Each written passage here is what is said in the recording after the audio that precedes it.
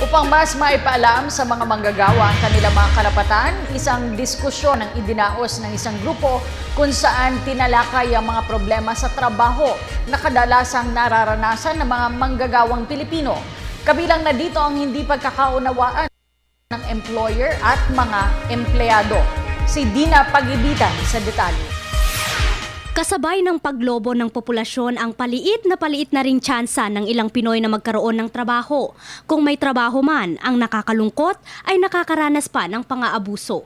Kaya naman mahalagang malaman mo ang iyong mga karapatan at kung paano mo ito ipaglalaban. Bukod sa ilang ahensya ng gobyerno, kabilang na ang Department of Labor and Employment o DOLE, may mga pribadong sektor din ang nagtitiyak sa pagpapalakas at pagpapalawak ng karapatan ng bawat manggagawang Pilipino. Isa na riyan ang All Workers Forum Incorporated. Kabilang sa kanilang mga programa ay ang pagsasagawa ng diskusyon ukol sa mga batas na nangangalaga sa mga manggagawang Pinoy mapalokal man o ibang bansa. Kailan lamang isinagawa ng grupo ang kanilang first round discussion na nilahukan ng mga kinatawan ng National Labor Relations Commission, isang komisyong binuo ng pamahalaan upang imbestigahan at resolbahin ang mga hindi pagkakaintindihan sa pagitan ng mga empleyado at employer. Nakalinya rin ang mga programa ng NLRC sa Labor Department. Ilan lamang sa mga tinalakay na karaniwang problema ng mga manggagawa ang illegal dismissal, gayon din ang ilang issue ng overseas Filipino workers. You can just imagine a world without rules, di ba? Kasi yung rules talaga para magkaroon ng order, ng harmony, para walang chaos, yun lang eh.